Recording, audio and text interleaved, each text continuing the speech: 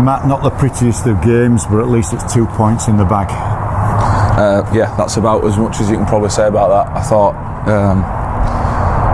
we were awful. I thought in parts of the game we were absolutely terrible. Basic errors, you couldn't keep hold of the ball, giving poor penalties away, poor pieces of skill, and still managed to win 40 points to 14 and scored some nice tries, showed some good pieces of skill, but nowhere near enough. I've just told the boys in there that that's not good enough. That's not what we're about. Oxford shouldn't get within 26 points of us, and that's not being disrespectful to them. We've got every respect for Tim and his players, but we're better than that. We're loads better than that, and we need to start showing it, and pretty soon. And that first half was quite close, but only again from mistakes, turning the ball over in our own half, which put more pressure when Oxford had not really shown a great deal. But then once they got some possession near the line, they took advantage of it. Well, we completely dominated those opening exchanges the first 20 minutes or so, 15 to 20 minutes. We were 8-0 up, but then we conceded twice. So all of a sudden, I think they missed the goal, which just kept it at 8-4. But at 8-6, you're thinking, well, geez, we've been completely dominant, and we're levelling the game. And it was just our errors. Basic errors of not being able to stand up, put the ball on the floor and play it without knocking on.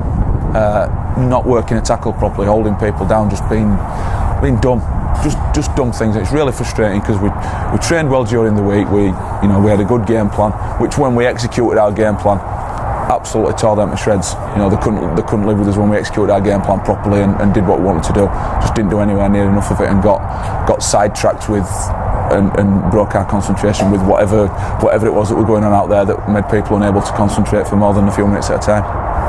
Second half it started to open up a little bit, and a couple of sin binnings for Oxford gave a little bit more room, and that then started to open the score and the gap between scores. But then again, that lack of concentration seemed to kick in again, and just errors crept into the game again. Yeah, I think the game had started to open up before the sin bins. It had started to open up, and it would have opened up, probably not to the extent that it did, but it would have opened up a little bit because we knew that as the game wore on, they'd get a little bit more fatigued and the spaces would start to appear. I don't think there can be any complaints about the sin binnings. Didn't have an influence on the game, the result, maybe slightly on the scoreline, but the Crusher tackle I thought were really naughty. It looked like it was nasty from where we were, and when Richie Barnett makes a break and Josh Nathaniel tracks him down, it's a sin bin. You can't just hold a bloke down when it's a professional foul. So the sin bins were justified. Probably about the only thing the referee got right all day. I thought he had an average game as well, along with our players. So we can't complain too much because he was as bad as we were. It's a synthetic pitch. How did that play? And the players come off with friction burns or anything like that? Because you see it in some games. The player, there's some friction burns and some, I suppose you'd call them grass burns, but they're not grass. But no, not a fan of that pitch. I thought the pitch at Newcastle when we went up there was superb, probably the best synthetic surface I've seen. This is nowhere near that. It's not a patch on that. I don't like this at all. That's about as much as I can say about it. I don't like it. Right. Does that influence some of the players and what they do? Because defence seemed to be lacking intensity today. Nobody sort of getting in front of bodies and knocking people down. It was almost trying to grab people at arm's length.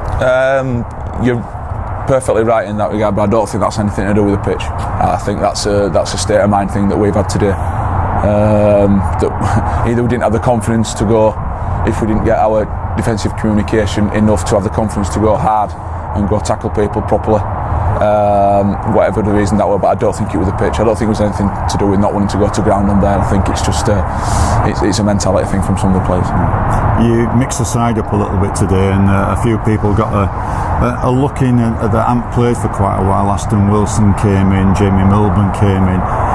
Does that just disrupt things and disrupt the harmony, or should that not really be part of the equation? No, because it shouldn't disrupt things, because these players that have come in, it's not like we've just brought them in this week and they've had a couple of training sessions and they've come into the team, not like a dual red situation. They've trained full pre-season with us.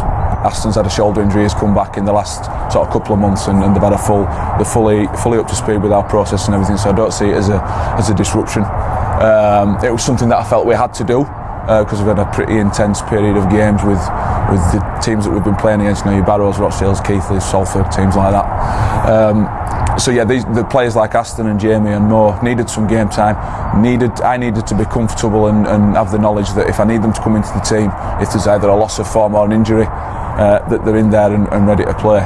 And some of those players may well have staked a claim to stay in the team for next week against Doncaster. All right. Well, we've got 2 points. At least it's a favourable journey home now, and we'll see how we go and look forward to Doncaster next week. Yep. Thank you. Cheers.